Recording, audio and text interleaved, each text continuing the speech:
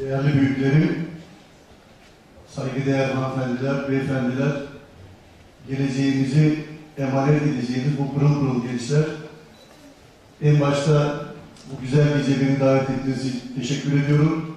Şahsım ve başkan olduğum Uluslararası Af-Sınır Vakfı adına da hepinizin sevgiyle, saygıyla selamlıyorum. İnanın programı izlerken gerçekten çok duygulandım. Bir anda çok eskilere gidiverdim. Gerçekten Vladislav Arzumbay'ı anlayabilmek çok büyük bir kısmı. Onunla beraber yaşayabilmek, onun döneminde o başkomutanın olduğu orduda savaşmış olabilmek, hayatta birebir kendisiyle tanışıp elini sıkmış olabilmek inanın benim için çok büyük bir onur. Kendisini tekrardan rahmetle anıyoruz.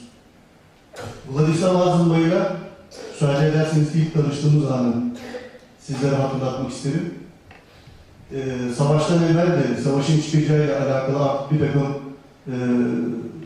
karışıklıklar o ülkede kendini göstermeye başlamıştı. O dönemlerde de Aygılara diye Abhaz'da bir kurumumuz vardı. Herhangi bir karışıklıkta Abhaz nüfusunu, Abhaz halkının çıkarlarını koruyacak, savunacak bir oluşum yapılmıştı.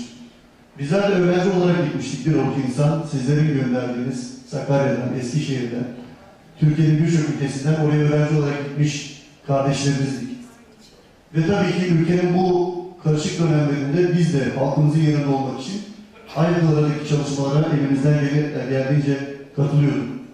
Ve bir gece Vladislav Arzumbay'ın çalışma yaptığı binanın Gürcüler tarafından kuşatılacağı ve binaya müdahale edeceği söylendiğinde tüm Abhaz gençleri binanın etrafında kalkın olmak için oraya gittiler.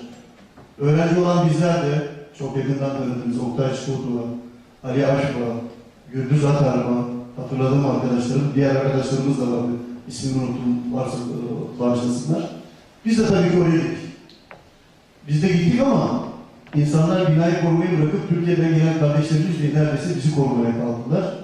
Binanın en güvenli yeridir diye Sayın Vladislav Arzumbay'ın çalıştığı odanın önünde bizi görevlendirdiler ve orada nöbetteydik. Gecenin çok ilerlemiş saatlerinde çok yorgun bir şekilde Vladislav Arzumbay'ın odasından çıktığında tabii ki kıyafetlerimizle, yüz ifadelerimizle hemen kendimizi gösteriyorduk. Türkiye'den gelen öğrenciler olduğumuzu anladık ya, akabinde daha sonra Oktay abiyi de görünce hemen bize doğru yöneldi ve suratında bir gülümseme ifadesiyle yanındaki arkadaşlarına bak. Bakın dedi, Türkiye'den gelen arkadaşlarımız, kardeşlerimiz bizim yanımızdalar. Artık bizim yapamayacağımız bir şey var mı? Bizim çözemeyeceğimiz bir şey var mı dedi. Ve onu gerçekten kalben hissederek, yüzünde hissederek bunları söyledi. Bu benim için unutulmaz bir an. Vladislav Arzumbay'ın hiçbirimizin düşündüğü gibi bir başkomutan, bir asker değil. Vladislav Arzumbay'ın bir profesör, dil bilimci, tarih bilimci. Demin burada gençlerimizin de söylediği gibi özellikle Hitler uygarlığıyla alakalı çok değerli çalışmalar yapmış bir insan. Ama ne zaman ki toplumunun, halkının karışıklıklarını gördüğünde bir lider, bir başa geçecek, sorumluluk alacak bir insan gerektiğinde her şeyi bir tarafa bırakarak Abhaz'la ilgili oradaki halkı inandırarak bir mücadeleye başladı. Bir savaşı kazanmanın, hele biz Abhazlar gibi silahı, topu, tüfeği, mermisi yokken, savaşı beklemezken, nüfus anlamında bakarken 100 bin Abhaz'a karşı 4 milyonluk bir nüfusa karşı savaşın ne kadar zor olabileceğini herhalde sizlere anlatmama gerekiyor. Ama o insanlarını, halkını, diasporasını, bizleri o kadar çok ikna etti ki, inandırdı ki bu savaşı kazanacağımıza, demin ekranda da kendisinin de söylediği gibi insanlar bilerek ölüme gittiler. Silahsız cepheye giden birçok arkadaşımız vardı. Silahlı olan düştüğü zaman onun silahını ben alıp mücadeleye devam edeyim diye. Ve Vladislav Arzumbay'ın o unutulmaz sözleri kulağıma tekrardan çınlıyor. Bizler ölüme gittik, bizden sonrakiler yaşasınlar diye. Ve gerçekten böyle şehit olan arkadaşlarımız var. Ama bunlara üzülmüyoruz.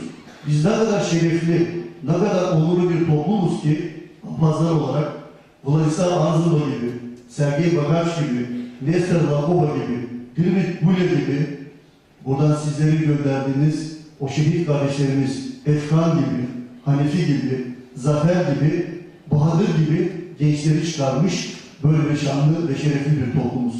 Bu da tabii ki bizim en başta büyüklerimizin, atalarımızın bize verdiği kanımızda, damarlarımızda olan duygular. Her zaman onur duydum toplumumda, bugün de onur duyuyorum.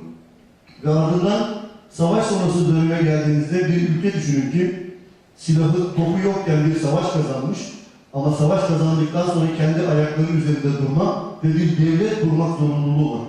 İnanın bu meydandaki kazanılan savaştan daha zor bir mücadeledir. Benden çok daha tecrübeli büyüklerim var. Çok da iyi bilirsiniz. Hala o dönem yapılmış olan çalışmaların meyvelerini bizler yiyoruz. 94 senesinde savaşın bitmesinden sonra Vladislav Arzumov ve arkadaşlarının kurmuş olduğu devlet düzeni hala devam etmekte. Onların o dönem kabul ettiği anayasa Apaz'da çalışmakta, onların o dönem kurduğu bakanlıklar, devlet sistemi bugün çalışmakta. Bugün bir Apaz'a bakıyoruz ki, hele bu sene itibariyle 2.300.000 turistin girdiği, artık savaşın olmadığını, dünyaya açılabilen, savaş ve savaş sonrası dönemlerle kıyaslandığı zaman çok daha büyük bütçelere sahip bir Apaz'a var. Ama buna rağmen geçtiğimiz dönemde yaşadığımız sıkıntıları hepiniz biliyorsunuz. Demokratikleşme sürecinde, devlet olabilme sürecinde ne kadar zorluklar yaşandığını görüyoruz. Ama Vladislav Arzumov o yokluk dönemlerinde tüm sıkıntılara rağmen dik durmaya başarabilmiş, milletin çıkarlarını, halkının çıkarlarını hiçbir şeyde değişmeyerek dik durabilmiş bir liderdir. Bizim için Vladislav Arzumov bağımsızlık demektir. Bizim için Vladislav Arzumov halkına sahip çıkan bir toplum lideri demektir. Çünkü onun her zaman söylediği gibi bağımsızlık sadece elimize aldığımız bir pasaport demek değil. Bağımsızlık ve verdiğimiz mücadele bizler için dilimizin, tarihimizin, kültürümüzün, anayashamızın korunması demek. Ve bu mücadeleyi verdiler. Ve bugün eğer bir Apaz devleti varsa, diasporasıyla beraber yaşayan, ekonomik anlamda, kültürel anlamda kendini geliştiren, dünyaya tanıtılabilen bir Apaz varsa, bunda Vladislav Arzumov'un rahmetli liderimizin çok büyük bir payı var mutlaka. Onun için bu güzel gecede değerli dernek yöneticilerimize, buradaki genç pırıl pırıl gençlerimize bu geceyi organize ettiklerinden dolayı tekrardan teşekkür etmek istiyorum. Çünkü tarihi olmayan, dili olmayan bir millet olamaz. Mutlaka ki bizim tarihimizi bilmemiz lazım. Hem Apazı tarihini hem de diasporada yaşadıklarımızı. İnşallah bundan sonra daha güzel günlerde hep beraber bir savaş zamanında yaptığımız gibi birlikte hareket etmeyi, iyi günlerde bir araya gelmeyi Allah nasip etsin. Hepinize teşekkür ederim. Sağ olun.